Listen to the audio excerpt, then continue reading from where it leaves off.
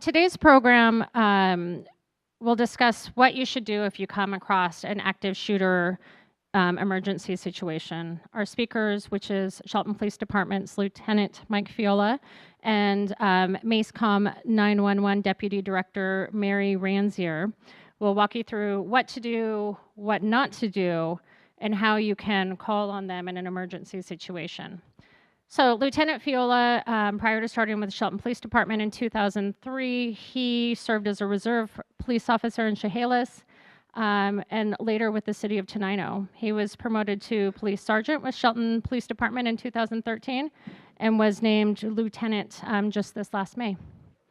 Mary Ranzier spent 10 years with Washington State Patrol. She began as a dispatcher and worked up to training supervisor for all 8 call centers. She came to MACECOM in 2015 as the deputy director and brings a wealth of knowledge to that position. So big round of applause for our speakers, please.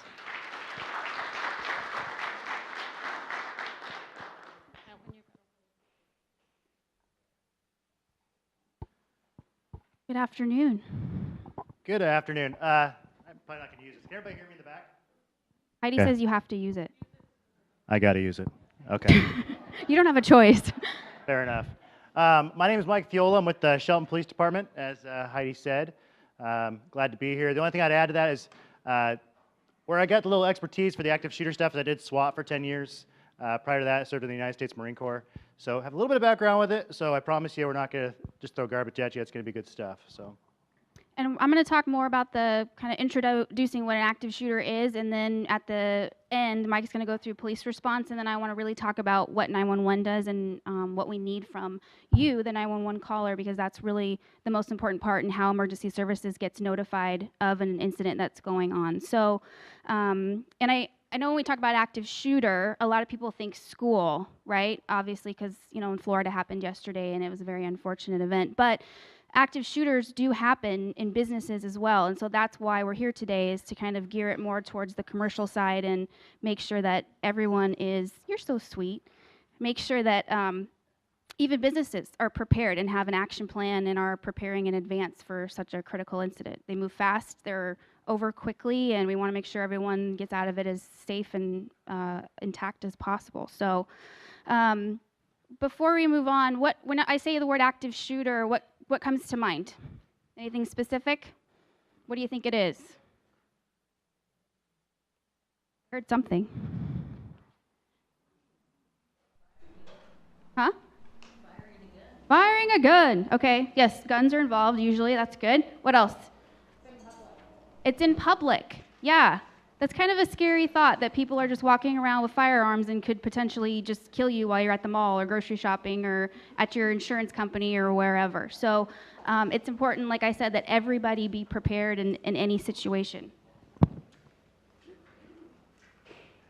So the FBI and the federal government define an active shooter as this definition right behind me. So an individual actively engaged in killing or attempting to kill people in a confined and populated area. I don't know about you guys, but when I hear this, I think, holy cow, shooting fish in a barrel. Right? Have you seen Las Vegas video, which we're going to show a little bit of? Okay? Mass damage in small, confined, populated areas. A couple instances of commercial business issues that have come up in the last few years. The FBI did a study from 2000 to 2014, and 70% of active shooter incidents are happening in a higher educational institute, a primary educational institute, or in a commercial business. 70% of the active shooter incidents in a public place. That's kind of scary. Think about Orlando Pulse nightclub shooting. 49 killed, 58 injured. Aurora, Colorado, 12 dead, 70 injured. And then Vegas with 59 killed and 851 injured. Casualties are high, and like I said, they move fast. So let's talk about what police are going to do. Absolutely. So yesterday, it was ironic. I was putting this PowerPoint together, and we start getting the news flashes that we had an active shooter in Florida. At first, they weren't sure how many kids were killed, and then it came out to 17. Ladies and gentlemen, this is the world you and I live in today. The day of putting our heads in the sand thinking this won't happen in our community is ridiculous. Unfortunately, it's the times we live in. This initially started with teaching schools, teachers, and things like that. As we show you the data later, you'll see that you're much more likely to be a victim of an active shooter in a business or at your workplace, and we'll talk about the reasons behind that. But a lot of the details are pretty new right now in regards to this shooting, but we know it was an ex-student. Not really, it sounds like there were some warning signs, but we're not really sure. What today's talk about is not going to be about gun control. We're not going to go down that rabbit hole and talk about gun control, but we're going to talk about facts that guns were used, the types of guns that were used, and the capacity that they have and the type of damage that they can cause. Okay?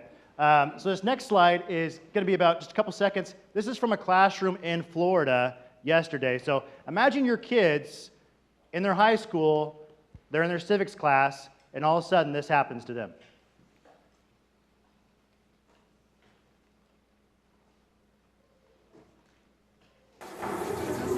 Holy.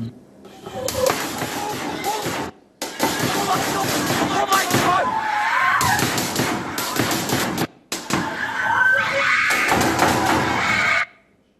How many of you or your children are going to know what to do right now? You do. Outstanding. Anybody else have faith that their kid can handle that? Semi-automatic rounds being shot in their school, at Shelton High School right now. Can you imagine that for 10 seconds? Can you even fathom what that would be like for your kid or yourself? I don't know how many of you have been to war, but that's what that sounds like. Rapid gunfire, you don't know where it's coming from, and absolute hysteria. So this is 2018, ladies and gentlemen. This was, as of January 3rd, we've had 11 this year in the nation in the United States. It's only January. The problem is it's becoming so common. You guys, we hear it on the news. Next week, what's next? Oh, there's a dog parade in Seattle. I mean, come on, people. This is happening every day in our nation. We have to wake up to the fact that this is occurring, and we need to get to the root cause of it. So that's just, I thought, a no-brainer. So Las Vegas shooting. This was a little bit different, right? Gunman's up in a hotel room. I think he's shooting from a block and a half away. People are at a concert, a Jason Aldean concert. First, they don't know what's going on. They think maybe it's part of the show. And this guy has like a bump stock, which is enabling him to basically shoot a lot of rounds in a very short period of time. That bump stock doesn't make the rounds very accurate, but when you're shooting fish in a barrel, you don't got to be accurate, right? You just start firing rounds. Mary talked about the mass casualty, but this is a really quick video from different angles at this shooting.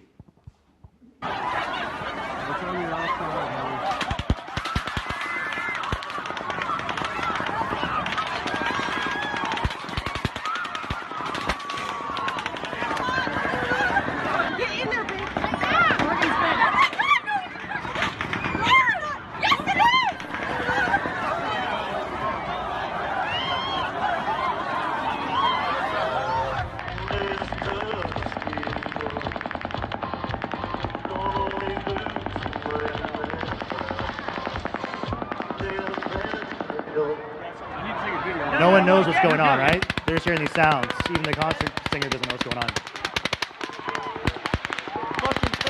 Look at the people. They're getting down, right? Just staying right where they're at. He's down.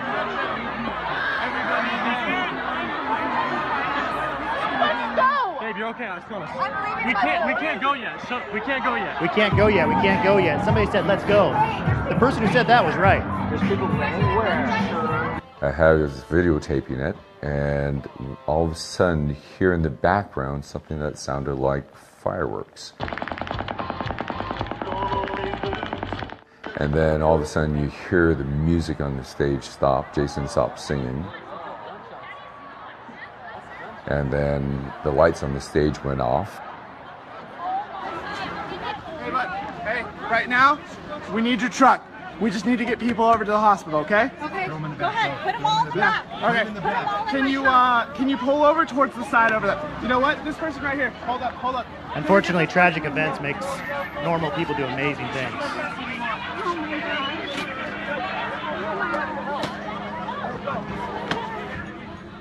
Baby, this is horrible. Yeah, hold on. Try it now. Oh my God.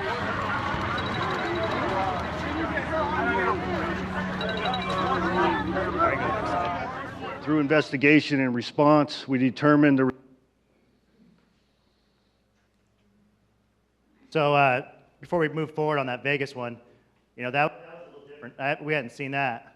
That was crazy. That was like a real terroristic act there. You'll notice though, human nature, right? Things are going bad. You just want to get down. You just want to get on the ground. And it's something we're going to talk about when we get to Columbine here in a second in a slide. But Columbine was the first real active shooter that we really dealt with, right? As law enforcement, that was the thing we learned from. Because at that point, all we did was surround the school, call out the SWAT team, and let them deal with it, right? And we learned that we can't do that. We have to go inside and take out the shooters. That being said, we have a video from Columbine where the librarian's doing exactly what she's probably told her students for years, which you guys probably remember in school is, if something's going wrong, get under your table and sit still, right? Get under your table, stay down. All right, we got to get out of that mindset. And we're going to talk about how we do that, how we train our employees at work, how we train our kids that if something happens, you run, you hide, or you fight. That's it. You don't get under the table, you don't be a fish in the barrel, you move. This is one of my favorite slides. Anybody know that guy before I? Okay, a couple of people remember him. All right. So I always show this slide because I love when people say, it's Shelton, it's Mayberry, nothing happens here. Okay, that is the first sign of failure right there. Okay, so this guy, Larry Gillette, was a Shelton resident. Police department, county sheriff's department had dealt with him for years. Did his time in prison, in and out of prison for drugs, et cetera, et cetera. So he gets popped, ends up in prison, and you know there's no honor amongst thieves. So while he's in his prison cell, he's talking to his cellmate. He's like, "Hey, I got the plan of the century, dude." "Oh, what's that?" "Let's make a bomb, blow it up, and when the cops come to deal with the people that are all blown up, we'll go rob all the banks in Shelton. We'll go downtown, we'll get as much money, and then we'll flee to Mexico." Here's another little timeout fact. Mexico police, there might be some corruption down there, but they have one unit that's really, really good. And that's their fugitive recovery team. So all these people that always say, "I'm gonna go to flee to Mexico and live on a beach," they always come back. All good plans start with, let's make a bomb anyway. Yeah, let's make a bomb. Make a bomb. Let's make That's a bomb. how good ideas so, start. No honor amongst thieves, right? So the cellmate says, "Well, how can I help myself?" "I know. I'll go tell one of the guards that I need to talk to someone because maybe I want to get some time off my books or get an extra candy bar at the convenience store, whatever." So he goes and says, "Hey, this is the deal. Larry wants to make a bomb." So the prison says, "All right, well, let's see how serious Larry is." So they make the plan that they're going to pretend like his cousin's going to come talk, and he's going to say, "Yeah, my cousin can make a bomb, but the cousin's actually going to be an undercover FBI agent based in Seattle, thank God." So he goes back to his cell. "Yeah, you know, I got a cousin you can talk to, Larry." And so the connection starts happening. And I know some of you are probably thinking, that's entrapment. No, that's not entrapment, okay? When entrapment is when we put the thought of the crime in your mind. But when you come to us with the thought of the crime, you're just an idiot. That's not our fault, okay? So don't nobody say entrapment. So he basically makes his connection with Larry. Larry gets out of prison. They keep on conversing. And Larry's made the decision, "Yep, I'm going to buy the bomb from you." So this guy, AKA FBI agent, builds this very elaborate bomb. And for all intents and purposes, I've seen it. It looks like a legit bomb. You know, like welding tanks?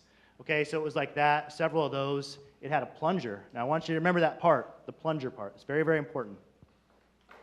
The guy says, "Hey, I'm going to set it up on a timer. So once you push that plunger, you're going to have 15 minutes to get out of Dodge so you don't do an Allah Akbar kind of thing, right?" So he says, "Hey, all right, cool. So we'll set off a bomb at the Walmart. We'll set off a bomb at the AMPM.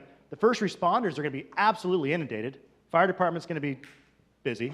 Police department, you know, the 3 cops in Shelton and the 5 deputies in the county are going to be instantly overwhelmed. And we'll go downtown, and we're going to smoke as many fools in the banks." Raise your hands if you work in a bank. You were his target. He was going to kill as many as you as he could. That's what he told the investigators. "I want to kill as many of them as I can." He didn't care about you, your family, your children, or what kind of person you are. He was going to go down there and shoot and kill you. That was the plan. So the day comes. Mind you, Larry has the opportunity to say, "You know what, time out, I'm good. You know, this is a little bit too far." But no, boom, he does it. Meets the guy at Walmart. The FBI agent comes in with the white van. Larry gets in the van, checks out the bomb. He says, "Hey, just push this plunger. and you got 15 minutes to get out of Dodge. So, the car, this van, you know, obviously the feds built it, so there's cameras in it, it's all recorded. So Larry takes possession of this van, and mind you, this is like a couple blocks down this way, you're Shelton Walmart. He takes it to the entrance on the grocery side, you know where those little propane tanks are? And he backs it into that door, okay? Then Larry pushes the button, and he gets out and walks away towards AMPM with his backpack bomb now. Now, I want you to really let that sink in for 10 seconds. He pushed the button. Push the button. How many of you have been to Walmart in Shelton? How many of you have taken your kids to Walmart in Shelton? Okay? You were his target. You were his target. He pushed that button, hoping to cause mass destruction. Moron gets out of the van, walks to AMPM, and gets taken down by the SWAT team. Done. So he gets taken down to the Shelton Police Department, and the investigators talk to him, and he says, you know, I want to kill as many people as possible. The goal was to just absolutely inundate the services up at Walmart, and then go downtown and systematically go to banks and just kill everyone that we could and take absolutely as much money as we could and get out of there. That was his plan. Okay? So now mind you, if that wasn't an FBI agent, or Larry didn't reach out to someone else and just did it on his own, I mean, it doesn't take a lot. You can go on YouTube and learn how to make a bomb, unfortunately. Yeah, or stalemate. I mean, so this happened in 2014 in Shelton. But unfortunately, it really didn't make much news. But I really wish it would have. When it came out, I was like, oh, that'll make national news. And it just didn't. Shelton's like in this little bubble where we just don't get that. Yeah, put that head deep in that sand. We caught him. Don't worry about it. But I want you to really take that in, is that this happened here, people. Now, we haven't had active shooters like you see in this, but you know, in Belfair a couple years ago, we had a guy, domestic violence, killed like 4 or 5 people. That's classified as an active shooter up there in Belfair. I mean, the things do happen. We have bad people that live in our community, unfortunately. You guys remember the false alarm at North Mason earlier, well, not last year now, Yeah. but that was a big deal. We thought it was real. My team went into mode like it was a real thing. It wasn't until 30, 40, 50 minutes into it we realized that, no, that's not what was happening. So we absolutely, I mean, luckily nothing bad happened. We got good practice out of it, and we've been practicing ever since, realizing that it could happen here. It was a wake-up call for everybody. Yeah, that one was. And what's weird about that is, you know, we don't have much resources in Mason County, but 150 officers were on scene. I mean, that's a lot of cops. That's a lot of cops. They were coming from everywhere. So when the call goes out, I mean, the guys in blue and the girls in blue are coming. So Columbine, again, just real brief. This was like the real kickoff to active shooters. Before that, you know, they had the Texas shooter where SWAT teams were created back in the day when he was on the clock tower. But for the most part, we didn't have the active shooters like these 2 psychopaths. So these knuckleheads obviously plan for it. They go in and commit mass murder in Columbine, then kill themselves in the classroom or library. In the video you're going to watch, there's not going to be any video of pictures, but you're going to hear this librarian making the 911 call. Now, Mary can talk a little bit about it. The human ear can only comprehend so many words per minute that's spoken. And if this wasn't transcripted, I'm curious if you can even understand what she's saying. But what you can hear her saying is to the kids is, get down, get under the table, stay still. Well, dudes come in the library, and systematically, kids have their heads down like they're supposed to during a fire drill, and they're saying, beg for your life, and then execute them. This is why we have to get our kids in the mindset that is, you have to run, you have to hide, or you fight like your life depends on it, because it does. And you can hear the 911 call taker giving her those instructions. Get down, put your heads down, because that was what we thought was the best method of handling those types of incidents at the time, only to find out everything changed after this. Our response, police response, EMS response, everything changed. Columbine changed everything. So just take a listen to this, guys.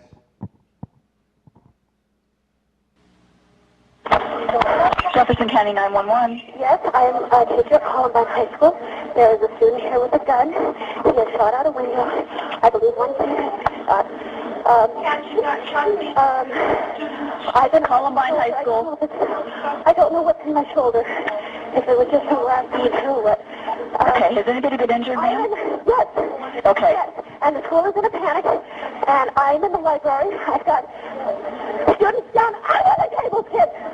Heads under the table. Kids are screaming. Some of the teachers are, trying to take control of things. We need police here. Okay, we're getting them there. Police here. Who is the student, ma'am? I do not know who the student is. Okay. I saw a student outside. I was in hall duty. Okay. I was on hall duty. I saw a gun. I said, what's going on out there? And he said, oh, it's probably for video production. It's probably a joke. I said, well, I don't think that's a good idea. And I went walking outside. I think he was there to see what was going on. He turned the gun straight at us and shot. And my God, the window went out. And the kid standing there with me, I think he got hit. Okay. Something in my shoulder. Okay. We've got help on the way, ma'am. Okay. Okay. Oh, God. Stay on the line with me. Oh, God. Hey, Ted, just stay down. Do we know where he's at? I'm sorry? Do we know where he's at? Okay. I'm in the library. He's upstairs. He's right outside of here. He's outside? He's outside of this hall. Outside of the hall or outside? The hall. Okay. There are alarms and things going off now. Smoke, like... So I'll spare you what happens next. I think you understand. Okay, but that whole mindset of is, think of your workplace, where you work, where you sit. If something were to happen, what's your route to get out? Can you escape? Can you run? Because you just can't stay under the table. Those days are gone. So what are the police priorities when we respond to these calls? The number one priority is to stop the threat. All right, stop the threat. We have to go to where the shooting's happening, where the carnage is going on. That means bypassing people that are injured, where historically we'd stop and render aid, right? But we have to keep going. We have to bypass these people to get to the person that's causing the harm. So understand that, like, if you're hurt, you've been shot, and cops are running by you, and you're like, hey, wait for me, we still have to go to the sound of that gunfire, okay? Preserve life by stopping the threat, identify other threats, bombs, hazards, etc., render first aid, and then preserve the crime scene. Patrol response. So most people think, oh, the SWAT team's going to come. Well, that's not going to happen. They will, but it's going to be way after everything's done, okay? You're going to get the patrol officers or the patrol deputies that are in your jurisdiction. That's who's going to respond. Now, for the good news is that the Shelton Police Department, we train for this. This is something we do. We do it annually. We train on active shooters, active threats, and these are things we practice with the State Patrol, with the Sheriff's Office, with our local fire departments on, either wargaming it on a table or actually doing it. So we do train for this thing. Now, the bad thing is it's usually over historically by the time the cops show up. Everything's done. Okay? Either A, the bad guy's killed himself, which is the most likely thing that's going to happen. Escape, took off. Or C, someone's taken him out. Either a good guy with a gun or they just mob tackled him. Okay? That's something we'll talk about when we get to that run, hide, fight thought. So, command will be established. Obviously, the police are going to show up. SWAT team will be activated. Now, they're going to do more of like a cleanup. They're going to come through and clear the building to make sure there's no other threats. Crime scene investigation, and then a debrief. That's what law enforcement's going to do. There's so much that goes into this. When we do have this incident in Shelton, I say when because it will happen, I assure you, unfortunately. It'll be a national media story. There'll be tons of media.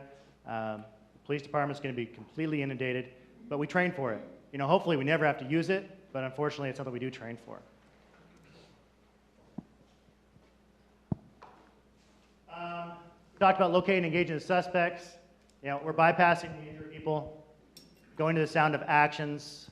Officers will notify MACECOM of location. So I know Chief Burbridge is here. So the fire department's trained for this too. It's called, I think you call it mass casualty, MCIs, right? Mass casualty incident. So Mason General will be completely done, immediately inundated. What if the incident happens at Mason General? Hospitals have a lot of active shooters.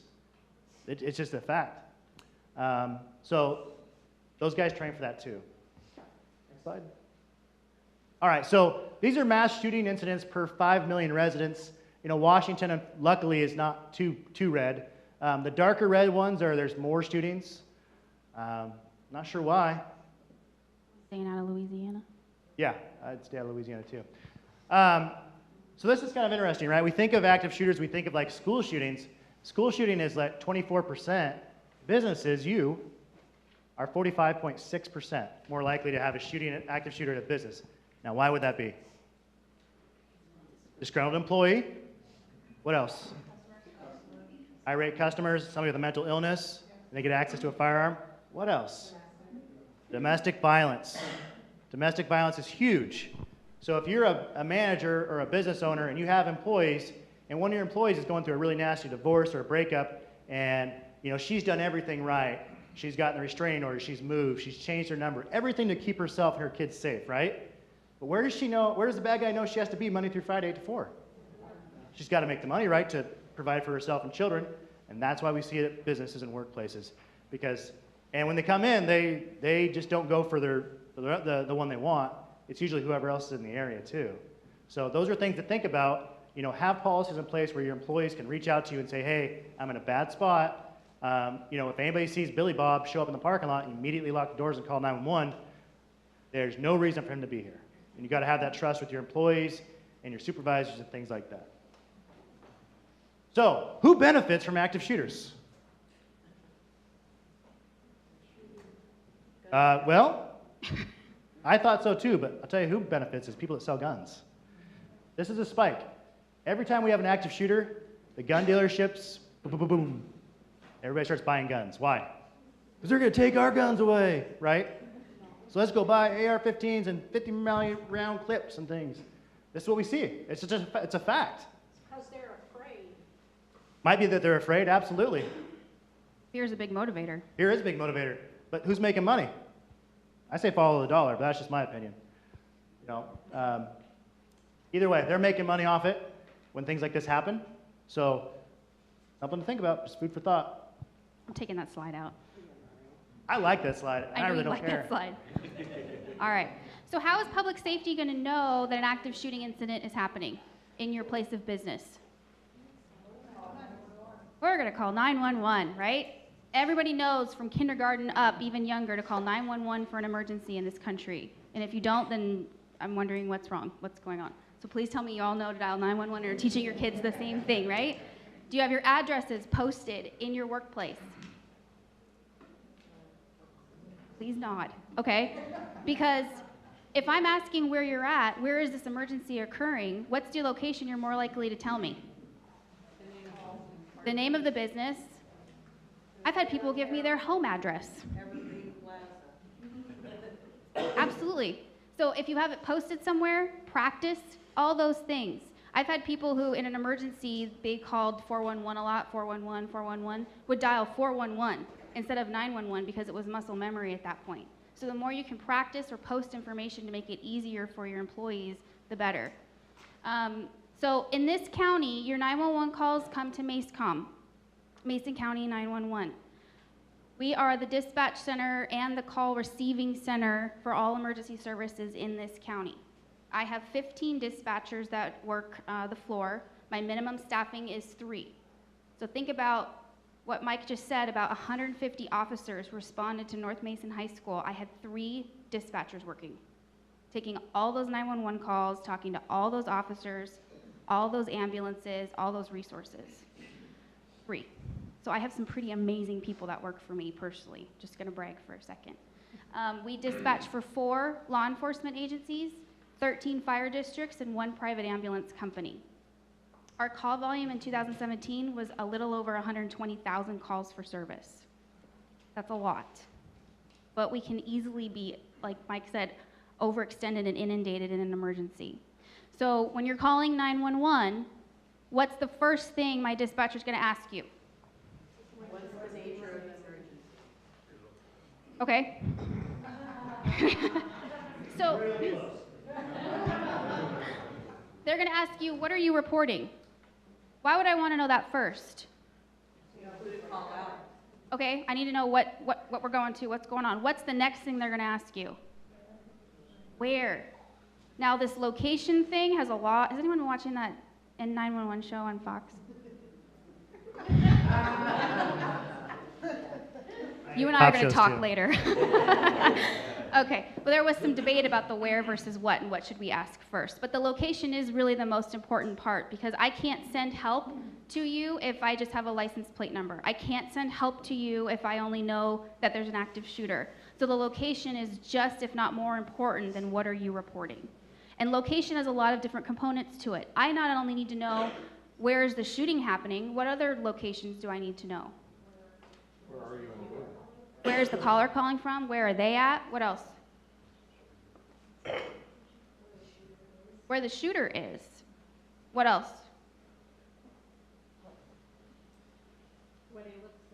What he looks like.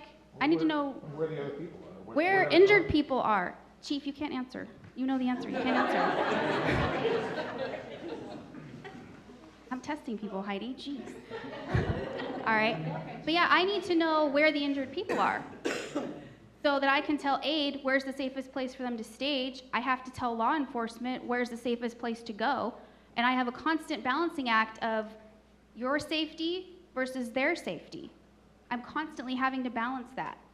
I can't imagine not getting the right information and sending Mike or his team into a location or a situation where they're gonna get ambushed or killed or whatever.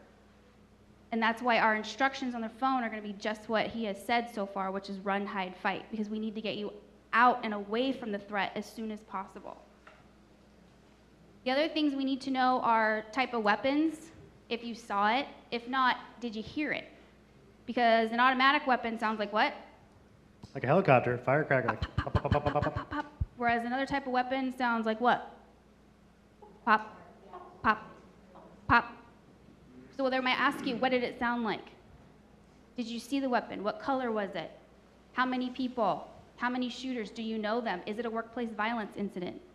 Because then we're going to be running that individual, seeing what kind of history we have. Any information I can preload them with is going to keep them safe. So in your packets, we did a little packet for you guys. And this is preparation not only for active shooter incidents, but any emergency. So the first part is the active shooter and how to respond. The part I really wanted to talk about, though, is the emergency action plan, the white papers. Do any of your businesses have an emergency action plan in place? I see nods. Good. Awesome. How did you go about conducting that or completing it? We went online and found the federal regulations of Perfect. disasters. So everything from like their action plan of CPR all the way to an active shooter, and then put that in place with our building. How many of you have a fire alarm plan, like practice fire alarms? Mostly everybody, right? Everybody's got a fire detector? Okay, how many fires do we really have? The school's trained for that every 6 months, right? Fire department's done a really good job of making sure things don't burn down no more. So, that's just true, they have. Adding into place, the schools now are, instead of doing fire drills, they're throwing in lockdown drills. And those are things you gotta do too. Yeah, if you guys, any type of emergency you think could happen, you need to practice it as much as we do with fire. It's just as, if not more likely to happen than a fire, is some kind of workplace violence. The other thing is if you can post, like I said, the location of where you're at, the address in addition to the business name, as well as any evacuation routes. The less you have to make your people think in the moment, the better, because their ability and capacity to think is going to be greatly diminished when they're hysterical or freaking out when someone's pointing a gun in their face. So make it easy for them. Also, under the emergency action plan, there's an example in the back.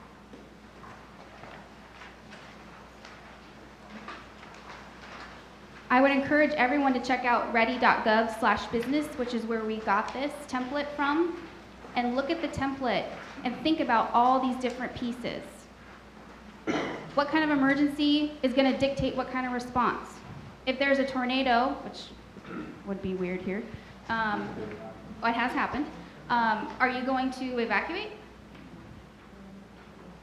Probably not. You're going to shelter in place, right? So depending on what type of emergency you're experiencing, your response is going to be different, but you should have a plan for each and every one, and that's kind of what it talks about. And then establish your own threats and assess your own threats for each business or each commercial area. And then practice. Practice, practice, practice. They're not going to know it if they don't practice it. It won't be second nature if you don't practice it with them and train them. And that includes not just doing stuff, but workplace violence. They need to recognize the signs. How many have to go through like required sexual harassment training every year? Everybody's like, okay. Same thing. You should be training how to recognize and identify workplace violence. Absolutely. Because Mike's right. DV incidents are the most, well, next to traffic stops, the most dangerous thing they respond to because they're unpredictable and people are highly emotional and not thinking clearly. Dangerous, dangerous.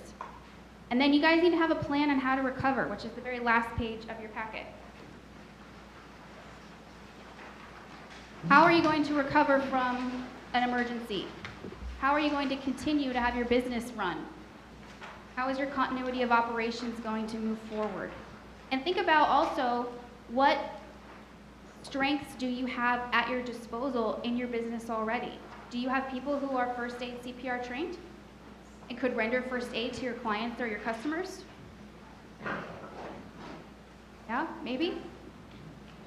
Now, some first aid, like our officers, and we're teaching this to other people too, is it's more than just the first aid CPR now. Now we're talking about like how to stop traumatic bleeding. Yep. Have you guys seen the event, Stop the Bleed? Isn't that an event you have on your thing, Heidi? The Stop the Bleed event? I'll send it to you. You will. It's all about how to treat traumatic injury. Because like that Vegas shooting, if you Google search that Vegas shooting, you can look at images and you'll see, I mean, the only good thing, unfortunately, that we've learned from this war, the wars we've been in Iraq and Afghanistan is tourniquets work. All our officers now have tourniquet and they have combat gauze. Those things do work, where before we weren't using tourniquets at all. So, you know, everybody should be trained on how to stop that spurting blood. I know it sounds gross, but it might save your life or your coworker's life or your friend's life or your family member's life. Absolutely. And the other thing to keep in mind, and we actually did a public safety announcement recently on our Facebook page from ACECOM, is the dispatcher and call takers' questions are not slowing down the response to help you. Please understand that. And if anyone has any interest to ever see a 911 center or come sit in our 911 center, hit me up after this. You're more than welcome to see, because I cannot describe the teamwork that goes into. But this morning we had there was an OD in the city this morning or something, and they're just like boom, boom, boom, boom, boom, sharing information, getting people rolling while they're still on the phone with this person, while giving EMS protocol updates to the caller. I mean, it's amazing to see what they do. So the questions they're asking you, I have to ask those. I don't have a choice. I have to protect my officers and my EMS personnel, just like I have to protect you. I owe both a duty. It's not slowing them down. They're still coming. As soon as they hear those words, active shooter, everybody's going. The cavalry's coming. The likelihood is, though, it will be over before they get there because they're fast. Does that make sense? Okay. This Florida one, the Chief Moody and I were talking about this yesterday, that's pretty rare that he left the scene. I mean, for the most part, they stay and they fight it out, or they off themselves. The only other one I know about that is at San Bernardino, where the husband-wife team that pledged allegiance to ISIS went in, killed co-workers at a Christmas party, and then San Bernardino police or sheriff's office got them on the freeway and got into a pretty gnarly gun battle. Luckily, the cops won. But for the most part, they're going to stay on scene until somebody stops them. Yes, Chief Moody. So this is not a question. I'm going to throw this out. I know it's businesses and they're talking about practice and stuff. Think about what you would do. How many of you got school-age kids? So tell your kids, teach your kids and practice. Think about it. If, God forbid, something happens on a campus, do not go to the campus. And I know it's second nature. As a parent, I want to go there and rescue my child. All you're going to do is add to the chaos. Talk to your kids. When disaster happens at the school, kids, this is where we're going to meet. You know, the high school, OBGH, you tell them, Walmart parking lot, Fred Meyer parking lot. This is what we're going to do, kids. Have that talk with your children ahead of time, that if something bad happens at school, this is where I want you to go. Because we did, 400 teachers and staff at the schools a year and a half ago with 911, where the call goes, to the end with the medic cleanup. And what we told the schools is, we're going to be telling you, get them out. Because typically they do not leave the campus. And so think about that with your kids, having those conversations of, if something bad happens at work or at school, this is our stop. Has anybody ever been to a Seattle Seahawks game? You ever notice your cell phone works really slow when you're trying to send videos and pictures of those games? Why is that? Everybody's using it. So I want you, like the chief said, when these things happen, guess what everybody's going to be using? Their cell phone, those towers you're going to get clogged. You're not going to be able to get out. Yes, ma'am. I I'm just one person, and I have had a business in this town for about 35 years. And this has happened to me twice. And when you talk about practicing, I don't know if this has come to your consciousness, but twice in my life I've been in emergency situations where someone has asked an adult person to call 911. The person runs to the phone and then comes back and says, I don't know how to call 911.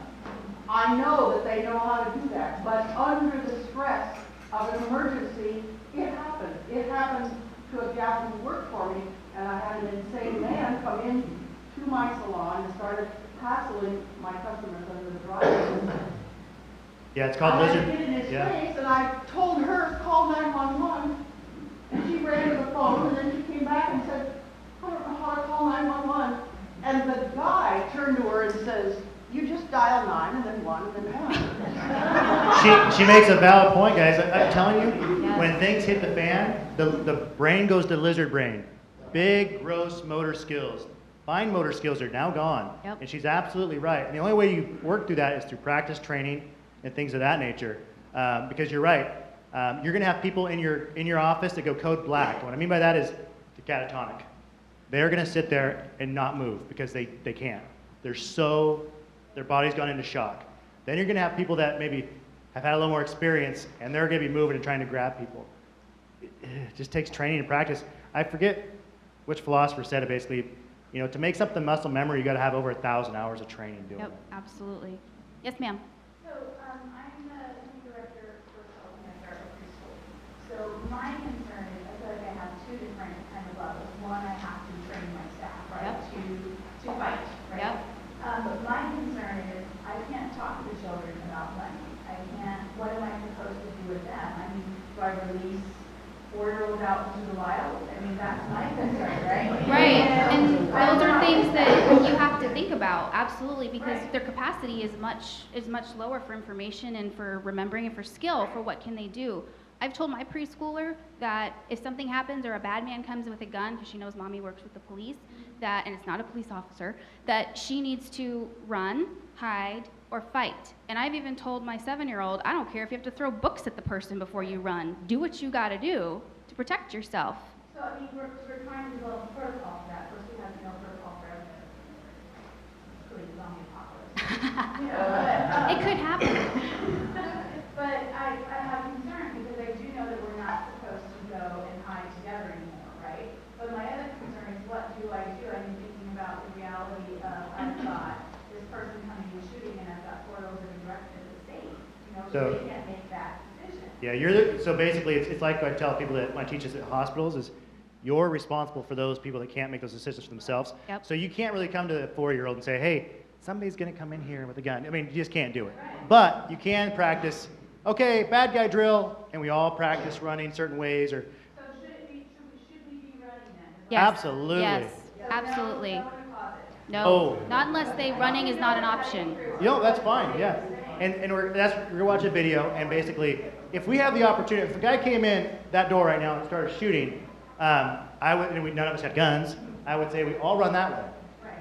Let's say there's nowhere to go. We're encased. And he's trying to get the door, we see the gun, then we try to barricade that door, we push things up again, we turn the lights off, try to make him go to an easier target. He comes in, we've already made the decision, we're gonna take him out. He might get 1 or 2 of us, but he will not get all 15 of us. If we just tackle him, everything becomes a weapon. If you got a fire extinguisher in your office, have you ever shot one of those things? Put that in someone's face and see how well they like it. Anything can be a weapon. I think though, if you want to do the run, hide, fight with the littler kids, there are programs and protocols out there, like model policies for schools that we can talk about. But I think that you can always do like bad guy drill, and okay, we would run this way or this way, and if we can't run because he's blocking our way, then we do this as our second option. And you can absolutely simplify it down. And sometimes there are employees you need to simplify things down for, but you can do the same thing. Yes, ma'am. Do you have programs where you actually go and teach the kids? Would, let's say, an officer come in and teach the kids? Mike and I will come teach whatever you want us to teach. Right, Mike? That's correct. We go into schools already. We go into banks. We go into hospitals. We will, obviously we wouldn't show this training to the kids, but we would talk about the run, hide, fight. Since we're short on time, we're going to play the video. It might answer some questions, and then we'll take any questions after that. So this is a Run, Hide, Fight, and it could be YouTube, Google search. Anybody can watch it. It may feel like just another day at the office, but occasionally, life feels more like an action movie than reality. The authorities are working hard to protect you and to protect our public spaces.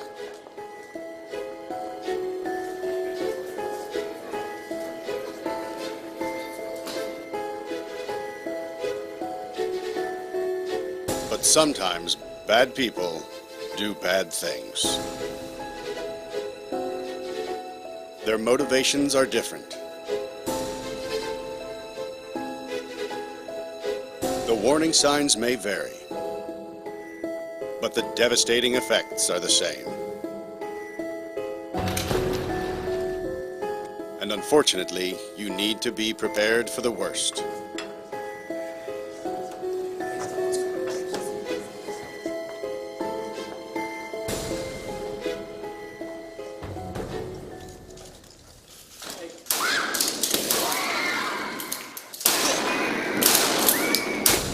If you were ever to find yourself in the middle of an active shooter event, your survival may depend on whether or not you have a plan. The plan doesn't have to be complicated. There are 3 things you could do that make a difference. Run, hide, fight. First and foremost, if you can get out, do. Always try and escape or evacuate, even when others insist on staying. Encourage others to leave with you, but don't let them slow you down with indecision. Remember what's important, you, not your stuff. Leave your belongings behind and try to find a way to get out safely. Trying to get yourself out of harm's way needs to be your #1 priority. Once you are out of the line of fire, try to prevent others from walking into the danger zone and call 911.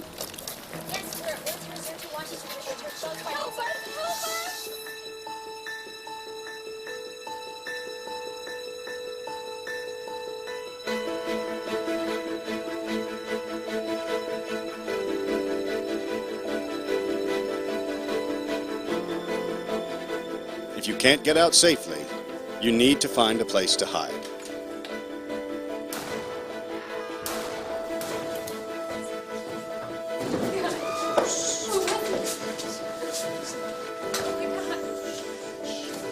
Act quickly and quietly.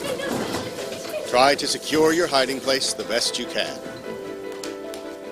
Turn out lights, and if possible, remember to lock doors. Silence your ringer and vibration mode on your cell phone. And if you can't find a safe room or closet, try to conceal yourself behind large objects that may protect you. Do your best to remain quiet and calm.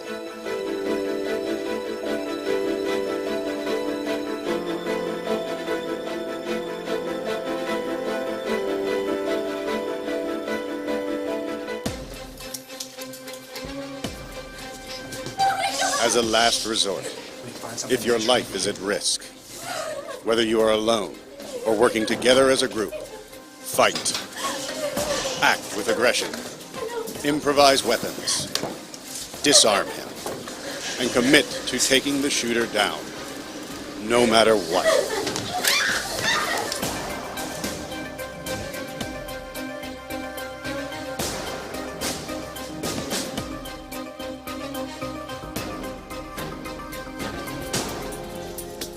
Try to be aware of your environment.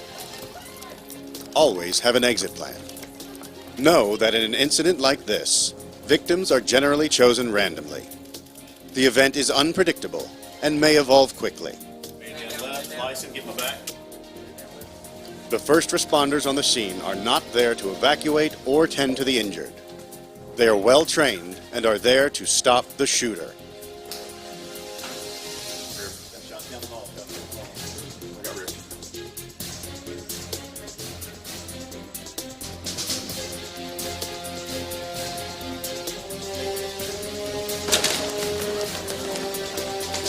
Your actions can make a difference for your safety and survival. Be aware and be prepared. And if you find yourself facing an active shooter, there are 3 key things you need to remember to survive. Run, hide, fight. So then, what if you can't run, you can't get out, we're going to hide, right? Who has closets in their workplace or a storage room or, I don't know, somewhere where you can hide? Not only hiding, but what else can you do? Block the door, barricade the door. Like Mike mentioned, if someone were to try to come in here, we're going to block this door if we can't leave for whatever reason. Did you have a question? Or were you like, no, I have a closet? I have a closet. Okay. All right. And if you absolutely can't hide for whatever reason, or let's say you are hiding. Once you are out of the line of fire, try to prevent others from walking into the danger zone and call 911. Killing me, Smalls. Okay, yeah. So basically what happens next is there's people in office spaces that can't get out, right? So they hide, they turn the lights off, they silence their cell phones, push printers up against the door, anything to make it a harder target to get inside. Lock the door, things of that nature. The Florida video, what were they doing wrong? The Florida one? Yeah. They were all getting, I mean, They were screaming. They were screaming, right? They were being loud. And that's human nature. I mean, it's a crummy situation because I'm imagining kids are going to be screaming because people are going to be hurt, people are scared. But if you can manage to just be quiet, shut the door, turn off the lights, things of that nature. And then the last portion of the video, there's an office where there's like a break room, and the group says, "Hey, if he comes in, we're going to take him out." And he comes in, and they attack him, all 5 of them. Okay, and that's just basically if you have the option to run, you run. I always tell us when I teach classes is think of your workplace, specifically where your desk is. Like close your eyes and envision it where you're at. You're hearing shooting from the office, from the front. Do you have the ability to run? Some say yeah, some say, no, I'm on the 2nd story and I got no windows. Okay? So you're going to hide. You're going to barricade that room. You're going to shut your door. You're going to push everything you can in front of it. You're going to lock it. You're going to turn the lights off and just hope he bypasses your door. Let's say, for instance, he pushes his way in. Yep. Now it's a fight. And like I said, you got to fight like your life depends on it because guess what? It's all about the body count. There's no negotiating with these people. They've already started the act of killing, and they're not going to stop. Body counts is the goal. It's always the highest number gets the more media attention, right? And sadly, so. There's like a website I found dedicated to body counts. It was sick. It was well, think of video That was games. I mean, gross. for lack of better words, you It get was more points, bad. right? It's just what it is. You got to fight like your life depends on it because it does. It's going to be over if you don't. Yes, sir. After an incident, and this morning driving to school, my 9th grade daughter, right, said, "What do you do? There's a shooter. I run, hide, or fight." I said, "No, you get down because you're a target and you run." Okay, well, go home and tell her you were wrong. Extreme ownership, and sometimes us as parents, she was right. Because that is what we were taught, yeah. Yeah, so like try hitting a move, and this is just like if you're in the military, we used to call it, I'm up, he sees me, I'm down, which means I'd get up, I'd run as far as I could, get back down. Because there's a mindset, OODA loop, you got to observe, orient, decide, and act before you can make a reaction. So if you're moving, you're zigzagging, every time you do that, the shooter has to re-engage his brain. That's why as a SWAT team, we throw flashbangs, boom, distraction. So now before he can pull the trigger on us, he's got to observe us, decide, act. I mean, the whole thing has to happen. And that was a fighter jet pilot figured that out because he was like the ace. No one could take him out because he knew if he just kept moving, you couldn't get him. So. And that's why I would tell my kids, throw a book at them or do something before you run, whatever's in your hand, to same type of idea. And you're going to, like my son, he's 15, he's bigger than me. And I'm like, Tyler, you run. He's like, no, I'm going to fight, Dad. I'm like, okay, just stop with the macho, just run. Tell me you're going to run, please. So, So, like Mike and I are going to hang out afterwards because I know Heidi has to get up and make some announcements. But if you guys have questions, we have business cards, contact information. It's up here if you need it. And like I mentioned, I will volunteer tell him that we will come and teach whatever you guys need us to whatever audience. We'll tailor it to whatever you need, okay? But thank you guys very much for having Thank us. you. We appreciate it very much.